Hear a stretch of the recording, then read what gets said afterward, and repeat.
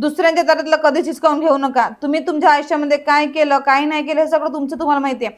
तुम्ही दुःखी आहे की सुखी आहे, किती प्रॉपर्टी कमवलं, किती प्रॉपर्टी डुबवलं, याला काहीच लेणं देणं नाही आहे. पण मात्र जर तुम्हाला असं वाटत असेल की मी आपल्या घराला आपल्या फॅमिलीला ऐशआरामाची जिंदगी देते आणि दुसऱ्यांचं घर लुबाडून फसवून लुबाडून चोऱ्या करून हे सर्व करून मी आपल्या घराला समोर नेते, जर असं विचार असेल तर थांबवा. दुसऱ्यांना जर उपाशी ठेवून जर तुम्ही स्वतःचं पोट भरत असाल तर तुम्ही कधीच तर तुमचं पोट भरणार नाही, मात्र तुमच्या पोटाला कीड लागेल.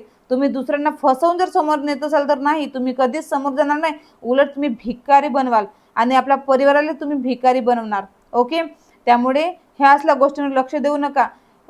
विचार करा, 1,00,000 रुपये जर तुम्ही डुबवून घेतलं तर ते 1,00,000 रुपये म्हणजेच फक्त 1 रुपया आहे. आणि जर तुम्ही आपल्या कष्टाने 1 रुपया कमवलं ना तर ते 1 रुपया म्हणजेच तुमच्या करोडोच्या बरोबरचं आहे.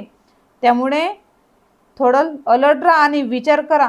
तुम्ही विचार करा की आता तुमच्या परिवाराला जिंदगी कशा पद्धतीने द्यायची आहे, एखाद्या समाधानाची की तुम्हाला एखाद्याला मरण्याचा डर ढकलून आपल्या समोर आपल्या परिवाराला समोर न्यायचं आहे, की यांना घामाने कष्टाने पैसे कमवून यांना समोर न्यायचं आहे. विचार करा.